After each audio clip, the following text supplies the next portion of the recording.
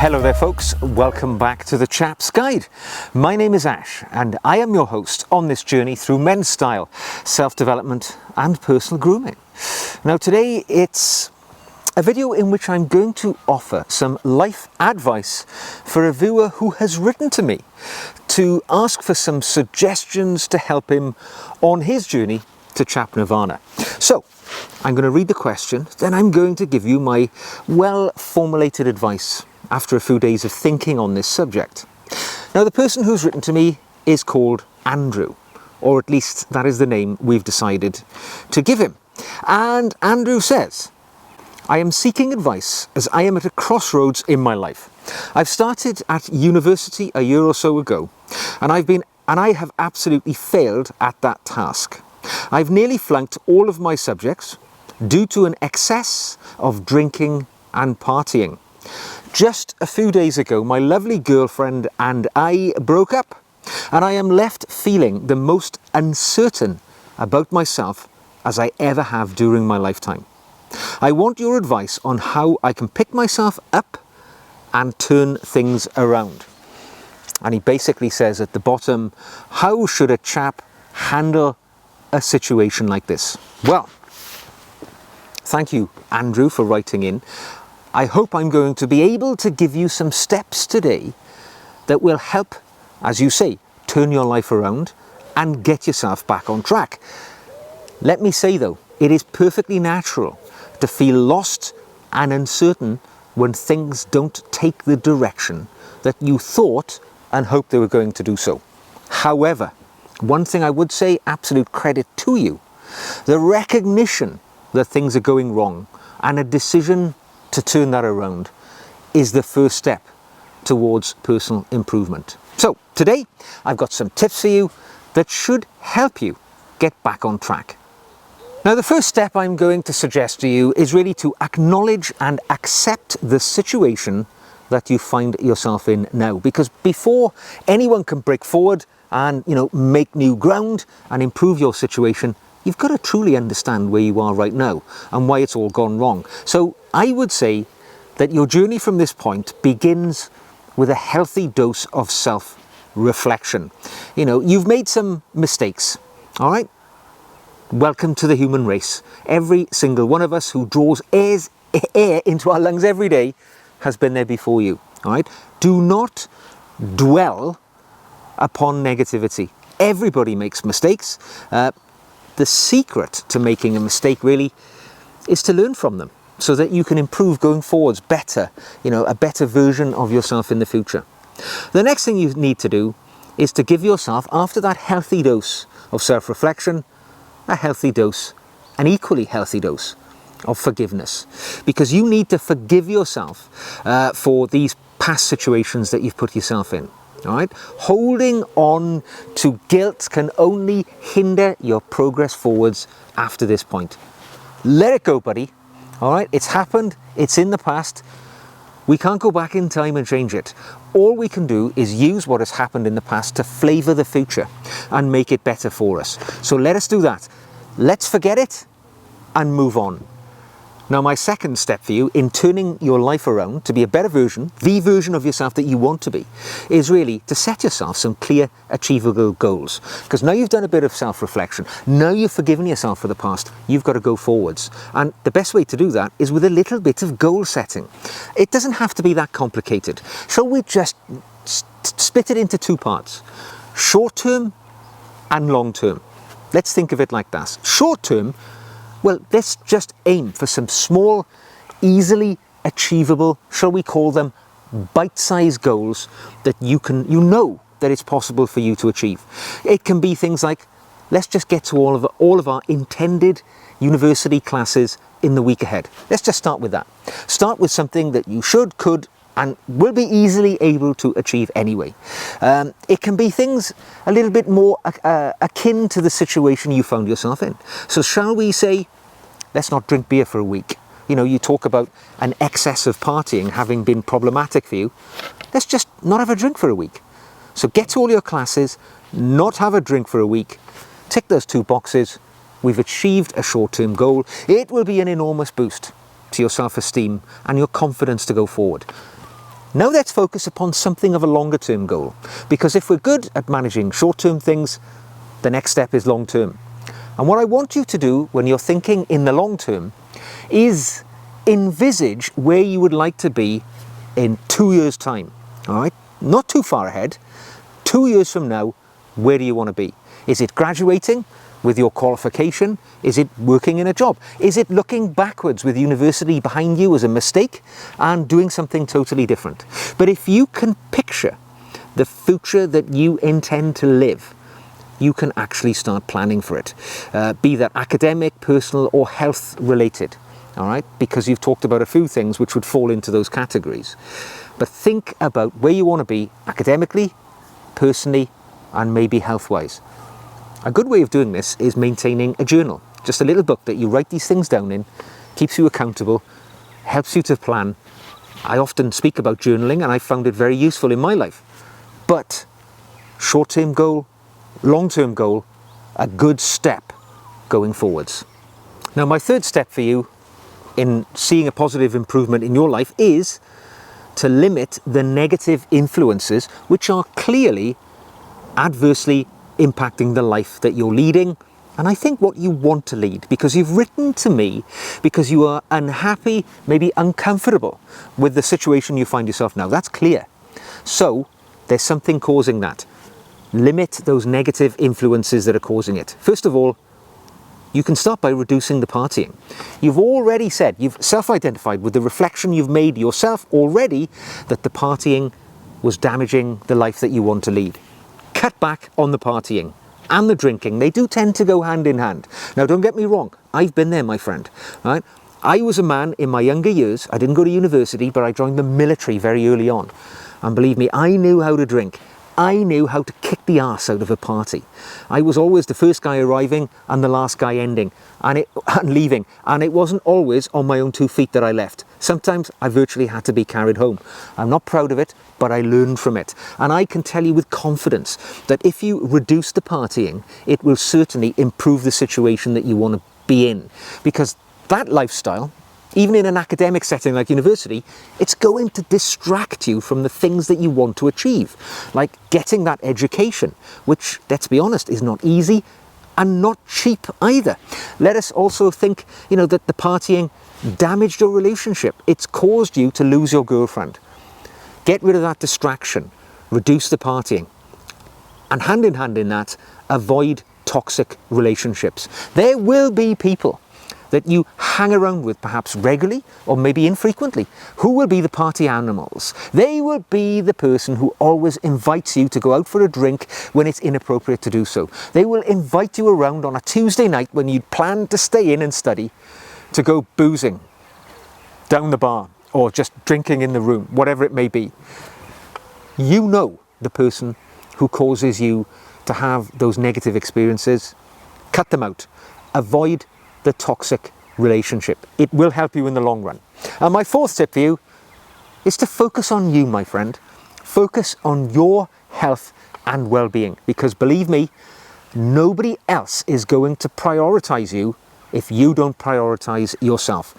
And there's 3 little areas you can focus on here. Exercise. Exercise, through any sort of research which has been done, always has been identified to improve mood and lower stress levels. Trust me, right?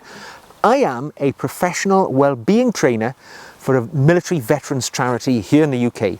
I actually teach this topic. I get the feedback from people who tell me how these things impact their lives. And exercise is an amazing start to starting to feel better about your life. As I say, improves your sense of well-being, your mood, and it, by hand in hand, reduces your stress levels. At the same time as doing that, focus on your nutrition. All right, alcohol is empty, crappy calories. Cut that out of your life and start to eat well. When you eat clean and well, you will feel better. You will feel like doing more exercise. You will become the better version of yourself that you seek to be. And finally, rest. Or more importantly, sleep is the other key factor in improving your well-being, because it allows your body to perform to its very best. A rested mind is a mind which performs well. A tired mind is not going to be good at anything. Put yourself at the center of your well-being journey. Do those things, exercise, eat well and sleep well, and you're going to start to feel better almost within a few days. Now, my step number 5 for you is one which follows on for the previous ones, because up to this point I told you to stop doing things. I want you to stop drinking. I want you to stop going to parties. I want you to stop hanging around with people who have a toxic influence on your life. But now I want you to fill those gaps. I want you to develop some new interests which will make your life healthier, happier and much more positive going forwards.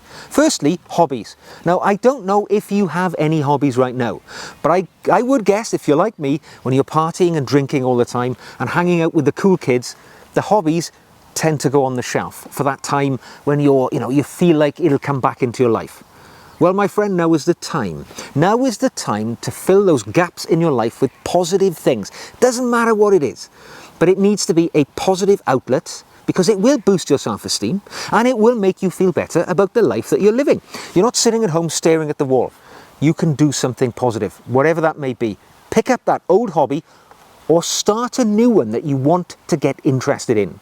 And kind of hand in hand goes with that is take on some extracurricular activities. Right? Instead of going drinking, instead of hanging out with the dudes, join some other club. Universities are ram-packed with clubs, debating societies, history groups, whatever. I know it sounds a little bit, slow-paced perhaps and rather tedious, but you've tried the other way and it hasn't worked out for you. Try the other side of the house. Try the things which will actually provide positive influence into your life. They will help you to meet new people, not foster those toxic relationships that you've had in the past, but they will be people who share a common interest in which you can stride forward in life towards a better version of yourself. Now, my next step for you, and it's nearly the last one, don't worry, this is the penultimate step, and that is, unfortunately, you told us that your relationship broke down and you lost your lovely girlfriend, which suggests that you still have positive feelings about her. My 6th step for you on getting back on track is really reflect upon that lost relationship. All right, and there's 2 things you can do really. The first one is to grieve for that loss. All right, let's be honest, I don't know how long you were with that person, I don't know what quality that relationship was, but allow yourself to grieve, to put it behind you, and in so doing reflect upon what you learned from being in that relationship. You learned something, didn't you? You learned perhaps how not to have a happy, healthy and successful relationship. If nothing else, all you can take away from that experience is how to be a better partner in a relationship going forwards. And the other thing you can do, besides grieving and reflecting upon the past, is, in the future, adopt a growth mindset when it comes to having relationships. Take the experience that you've had, however unfortunate it came to its conclusion, and use it as an opportunity for personal growth. All right? Consider what you will do the next time you're in a relationship. What will you do differently than what you did this time? Perhaps you won't hang around with people who are not good for you. Perhaps you won't go out boozing, getting drunk, flirting with other people. I don't know what the circumstances are. I'm not trying to, imply that you did anything wrong. Perhaps it was just you were growing in different directions. But if you have a growth mindset, you take things that have happened in the past and you choose consciously to use them to get better in the future. You don't want to be one of these people who says, I'm not going to have another girlfriend because I was crap at the last relationship I had. It's best if I don't do that again. That is not a growth mindset. That is a failure, giving up, surrendering mindset. We are not those sort of people. Us here who are on the journey to Chap Nirvana. You can do better than that. Adopt a growth mindset, learn from what happened in that last relationship, and future relationships will be all that much better because you have done so. Now, my final step for you is relatively straightforward, and they might sound a little bit humdrum, but stick with me with this. Stay positive and stay patient on your life journey, all right? You're in university. I'm guessing you're a man probably in your early 20s.